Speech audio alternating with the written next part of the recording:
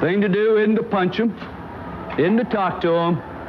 There's only one way you get respect, and that's by looking somebody in the eye for 60 minutes. Go out there, hitch up your trousers and say, hey, baby, here I am now. Let me see you run through me now. Let me see you show some disrespect for me when I'm nose on your nose. Let me see what you think of me now that my face is to you. We talk about respect. We're talking about respect around the country. There's one thing that we want more than anything else, and that's respect. You said I was finished and Father Time was to blame. You disrespected my legacy and threw dirt on my name.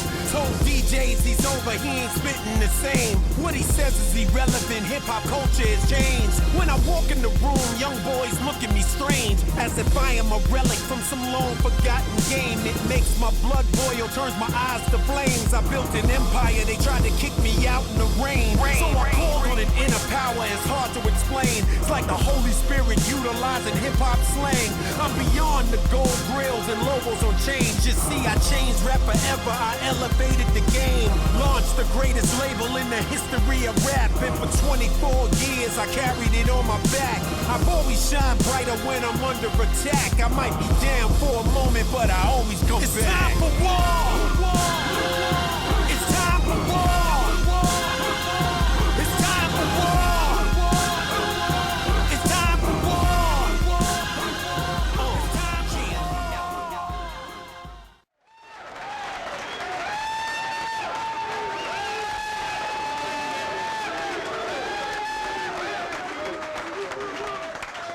Man, I appreciate this with all my heart. You don't know how much I do appreciate it. I love every one of you. And screw Florida and the mule that came in here. Hello and welcome to Mr. Peacock's Square Plays of week number 9, football against the number, coming to you live a day early as promised from Midtown Atlanta. Folks, you're going to make me talk about last week, and I would say this: where'd the days go when all we did was play and the stress that we were under wasn't stress at all? Just a stumble and jump into a harmless fall. What has happened to Mr. Peacock? For the first time this season, we are no longer operating in the black. It's a sobering feeling, and one that I want to rid myself of immediately. Last weekend we were 1-3. Vanderbilt, Missouri played a football game pretty easily under the total of 35 points. If you're Kent State University and you get shut out by Bowling Green, maybe do something different in terms of this whole idea of fielding a football program. Texas A&M, boy, that made me mad. I mean, because Bowling Green scored about what I thought that they would. And I mean, good grief, I thought Kent State could at least, 13, 14 points on the board. Help me out a little bit here. Texas A&M catching 5, really not close to covering at Oxford. Utah catching 3.5, a sucker bet that Mr. Peacock fell for, hook, line, and sinker. It's kind of like a fish in the water. It's like I wonder, why this minnow is just kind of swimming around right here, all cut up and thrashing, and presumably not going anywhere. I think I'll go eat it. That doesn't usually work out pretty well for the fish. Utah didn't work out too well for me last week. So 500 overall on the season now, 1-3 last week. But we're going to dive right now, folks, into week number 9, and we're going to get this train back on track. And we are starting off with exciting Thursday night action, folks, because Mr. Peacock has been pretty effing good on Thursdays. Folks, I think this game kicks off at 7, maybe 7:30 from Pittsburgh, Pennsylvania. I like the Pitt Panthers catching 3 points against North Carolina. The reason I like Pitt so much, I got to see him play 2 weeks ago down the road at Grant Field. Was really impressed by Pitt's coaching in that game. I think that Pat Narduzzi's doing a tremendous job up there. Pittsburgh's not an overly talented team, but they are very well coached and they play to their strengths. They're a very physical offensive team. They're a very physical defensive team. And at the end of the day, I don't think North Carolina really wants to get in that kind of game with somebody.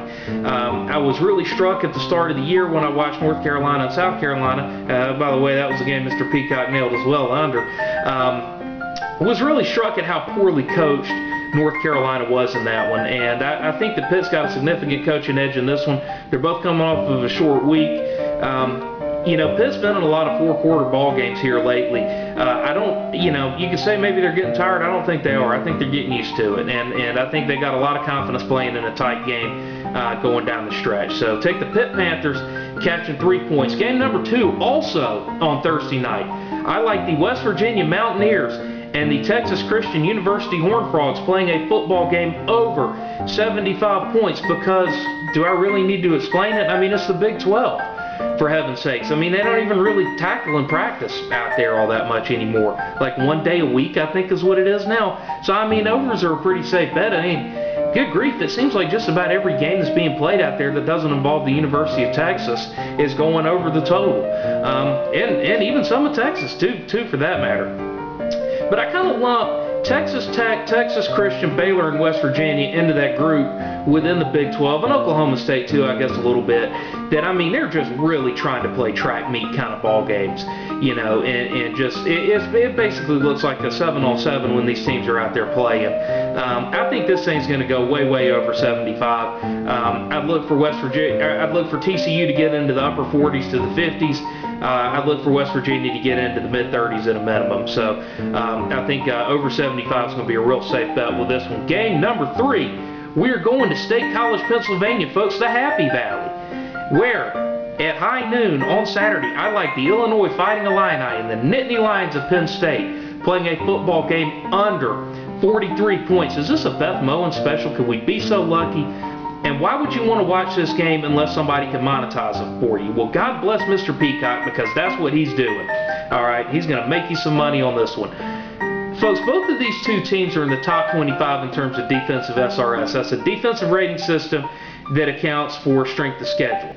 You know, both of the defenses are actually underrated. They're pretty good. Neither one of the offenses are good at all. This game has 13-6 just written all over it. I haven't looked at the weather forecast for Happy Valley.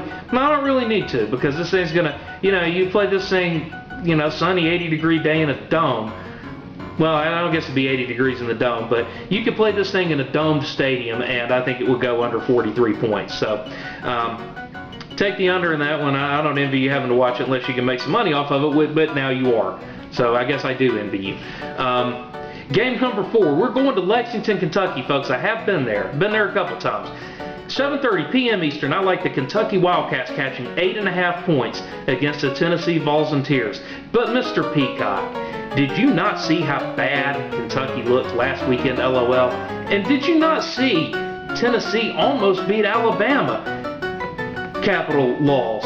Well, yeah, I did. I mean, yeah, both of those. I've more read about the Kentucky game, but I'd say this though. It's not quite as pronounced as it is in the NFL, but in college, I just don't think the teams played that badly 2 weeks in a row. And Kentucky's nowhere near as bad as they looked last weekend against Mississippi State. And Tennessee is coming off of a very emotional loss against Alabama, one that they'd obviously greased up for a long time. Tennessee basically is, you know, for all intents and purposes, is eliminated from the SEC East race at this point also. And I think that they're going to carry that up to Lexington, Kentucky with them. Tennessee won this game huge last year. I think it was something like 50-16. Kentucky doesn't have that much left to play for, but they do have this thing left to play for, and I know that they've had payback on their minds for quite a long time. I ain't telling you Kentucky's going to win the game, okay? But I think it wouldn't surprise me if they do, and I think it's going to be close throughout. Excuse me. So take the Kentucky Wildcats catching 8.5 points at home on the Bluegrass at Commonwealth Stadium. Folks, turning now to our mailbag. Today's letter comes to us from Kenny from Keystone Heights, Florida. And Kenny writes, and I use that term loosely, "Hey, bro, you got any Cooper in that place yours?" Well, Kenny, presumably by Cooper you mean copper, and I'm going to go out on a very short limb here and make a secondary presumption about why you're asking the question. The short answer is no. I neither have copper nor Cooper here in my place. Secondly, and more expansively, I would suggest that you look at a map sometime. I'm coming to you live from Midtown Atlanta, okay, not Midtown Keystone Heights. All right, so even if I did have copper/Cooper here, how would you go about procuring it? I mean, the whole idea is just fantasy, okay? So, no, I don't, but thank you for writing. So, folks, real quick, to recap week number 9, I like the Pitt Panthers getting the ball rolling early, catching 3 points against the North Carolina Tar Heels. I like West Virginia and Texas Christian playing a football game over 75 points. I like the Illinois Fighting Illini, watch this, and the Penn State Nittany Lions playing a football game under 43 points. And finally, I like the Kentucky Wildcats catching 8.5 points at home against Tennessee. So I wish you the best of luck, and we'll be right back here for week number 10. You can count on that.